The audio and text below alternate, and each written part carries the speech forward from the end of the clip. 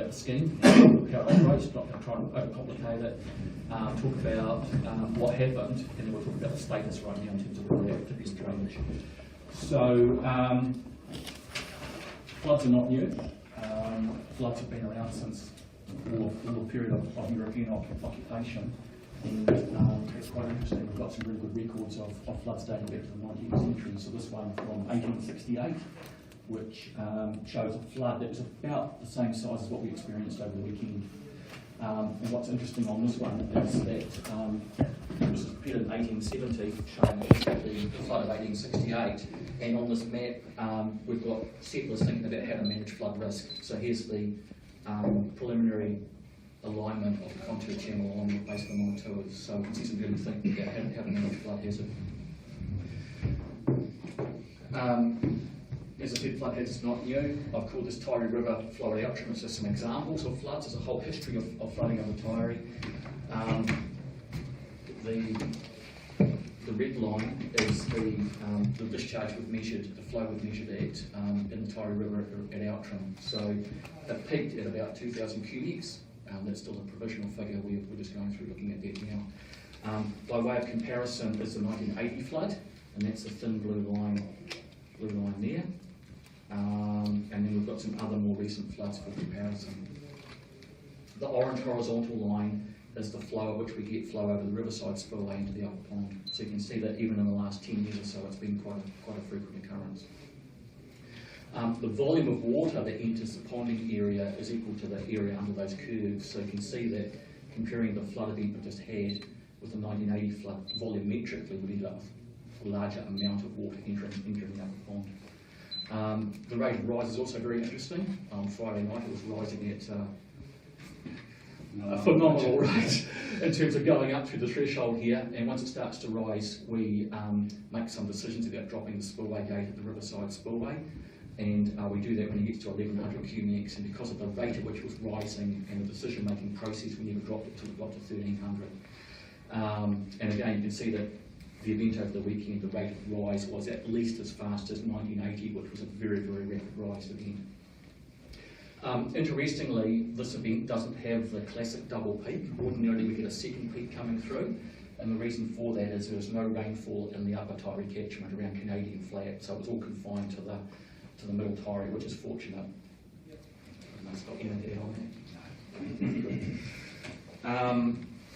Yeah, so this is Taieri. I've got a sequence of photos taken mostly on Sunday and then some from yesterday by way of comparison. So this is a photo taken during our flight on Sunday afternoon, and this is just where the Taieri River exits the gorge at Outram and spills out onto the River Boom. So this is the unprotected part of the floodplain. The stop bank is just in behind there. And I think it's interesting because it shows what would happen if we didn't have a flood scheme. You know, you've got damage and sediment and water. So the scheme is about not just confining the water, but also controlling the position of the river and sediment and other debris coming down from the upper catchment. So the schemes itself, there are actually three schemes on the Taieri. There's a lower Taieri flood protection scheme, and that comprises the flood banks and the spillways. And then we have a West Taieri drainage scheme, so that's west of the Taieri River, and that's a drainage network, like an arterial drainage network that landholds can connect into. That's not shown on here, but it's a very dense network of open drains. And then we've got three pump stations. We've got Waipori pump station, that's the main outlet for West Taieri. All of the water in that area has to go out through that pump station. There's no gravity drainage. A small station near Berwick, the Lake Ascot pump station, that's the one where we've had a pump out of operation. We'll come to that later on, it's back in operation now. And a small pump station at Berwick. Then on the east side of the Taieri River, we've got, again, another drainage network and three pumping stations. The Silverstream pump station is the main pump station. Mill Creek pump station is the one where we had the structural issue. I'll talk about that later. And a very small pump station called Scroggs. That area is subdivided into what we call the upper pond, which is the area where most of the water is at the moment, and the upstream, the north side of the Silverstream, and then a lower pond, which is on the south side of the Silverstream. The blue lines through here are the main flood banks. Scott, do you want to head on? looking at that. Yeah.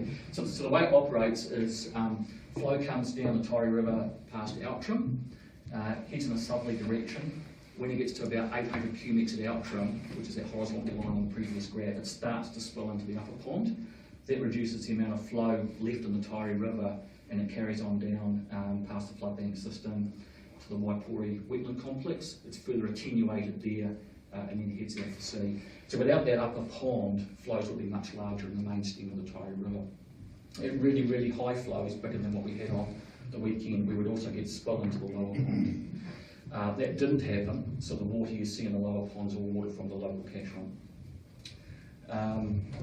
Both of those areas are historical wetlands, and going way back, they were almost underwater most of the time, most months of the year. So what the scheme did was to formalise the natural ponding in those natural ponding areas by constructing the spillways and the flood banks. The other feature of importance is the Silver Stream. It's a main tributary coming in, and that's got flood banking both sides. There's a spillway at Gordon Road. I'll show you a picture of that in a minute. And when flows get to about 120 cubics in the Silver Stream, we start to get spill across that northern bank, and that water flows down across the land here, and that also enters the upper pond as well. Anything else about schemes, Scott? No, I think with the Silver Stream spillway at Gordon Road, it sort of is fully operational at about 150 to 160 cubics, so it operated as per design. Yeah.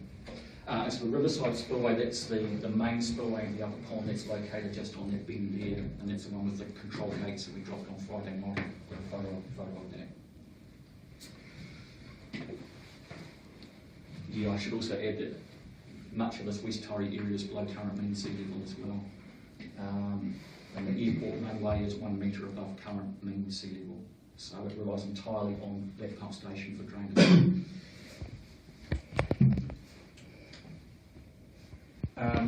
So the upper pond is basically a basin, and you can see that on this map based on LiDAR data.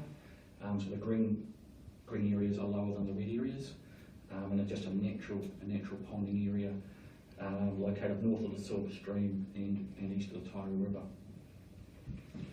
And its purpose, as I said, is to attenuate flows in the Taieri River. So this is how it looked on Sunday afternoon. It was probably at about its peak level at that time.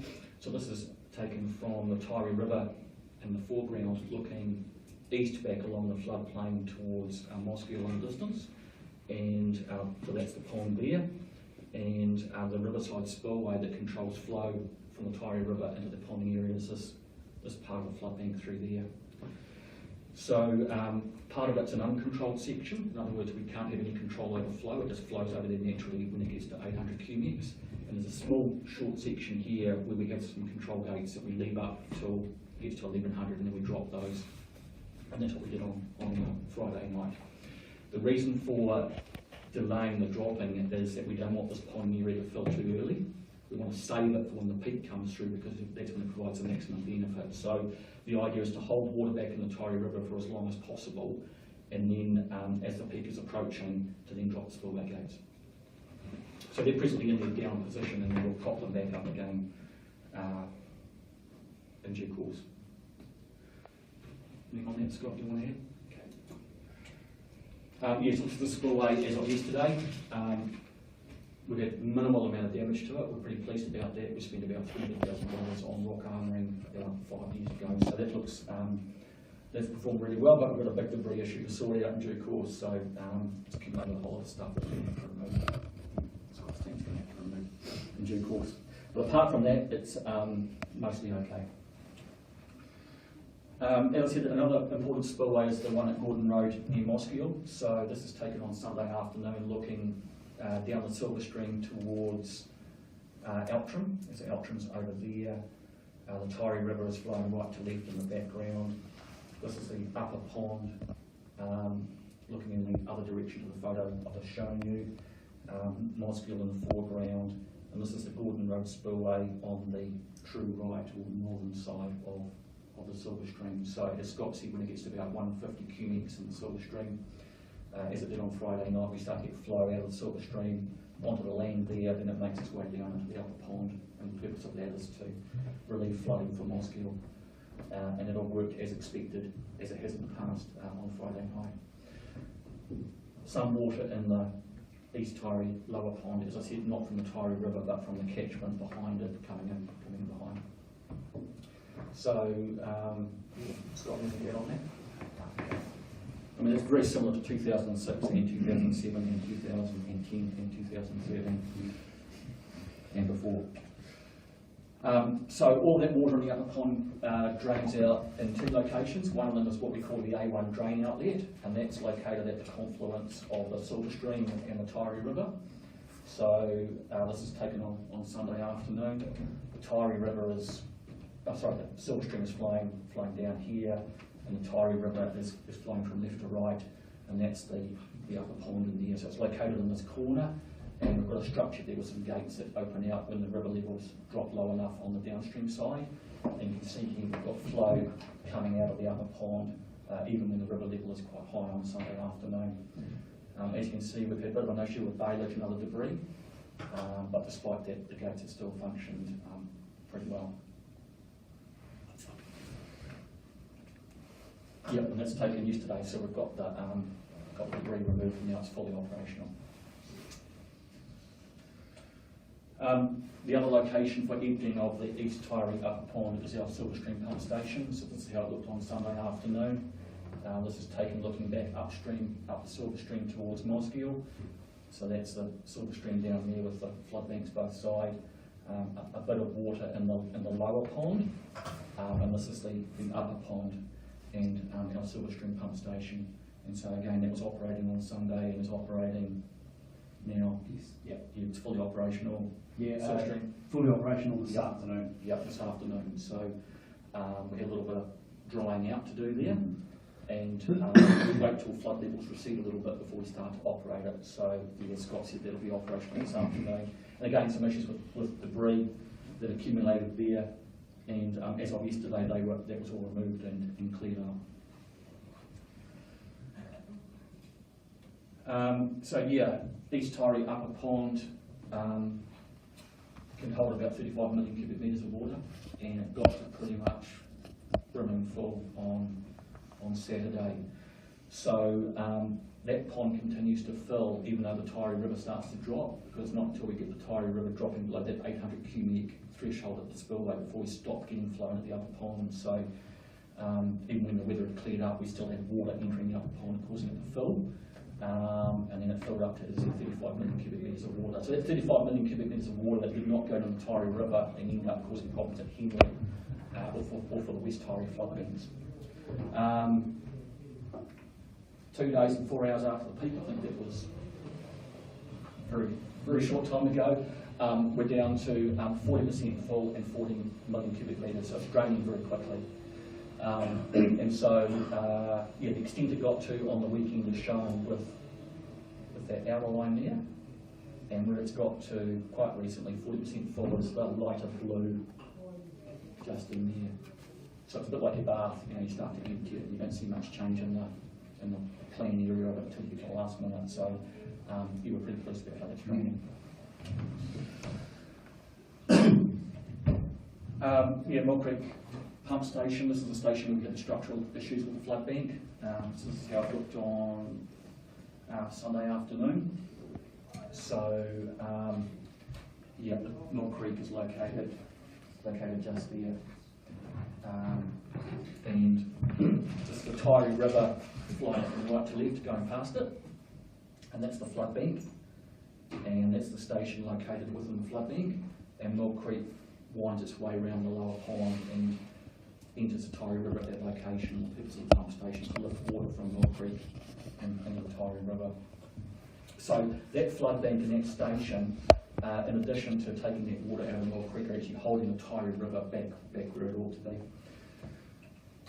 I've got a short video of what it looked like on Saturday morning. So on Saturday morning we had a bit of a leak.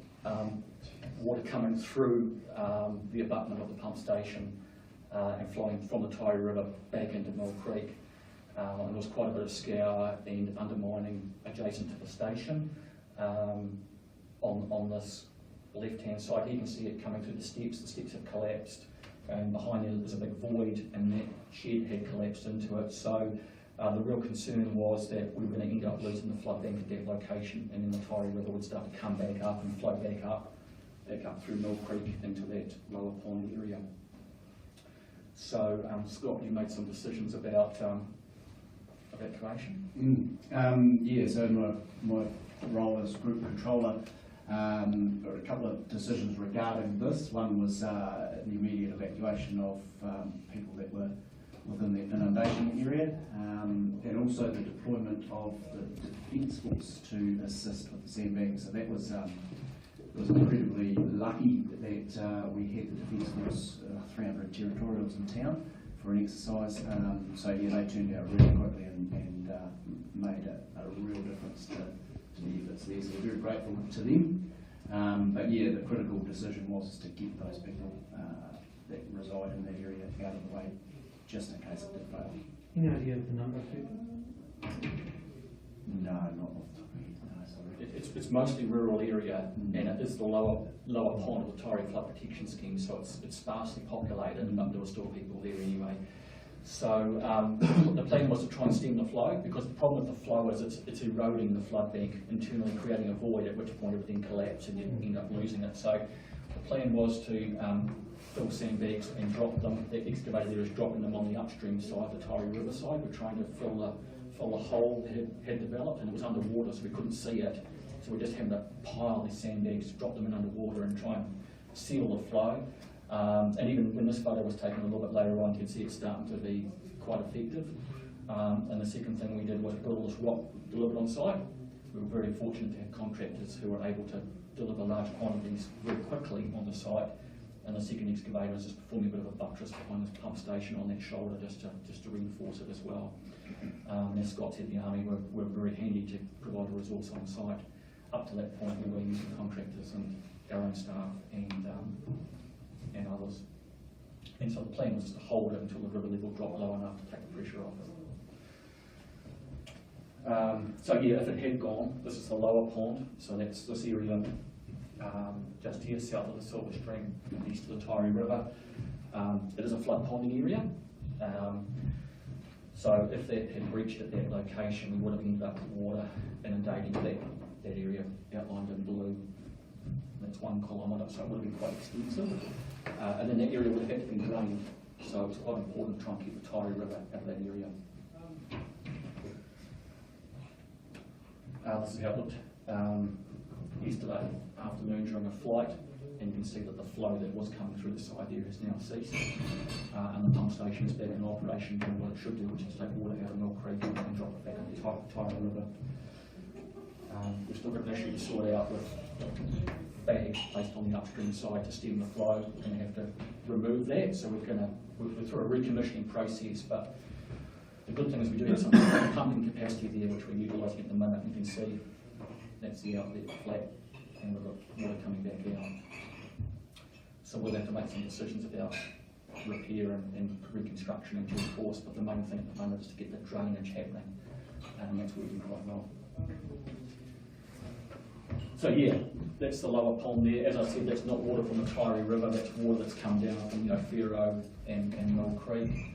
And so in addition to our own pump stations, we've put in portable temporary pumping. So this is one example of the pump there, and discharge just there, draining that upper pond, that lower pond, and that's augmenting the Mill Creek pump station. Gavin, we've got about 5 minutes. Yep, fine, okay. So just very quickly, you're probably familiar with this. This is Dunedin Airport Sunday afternoon.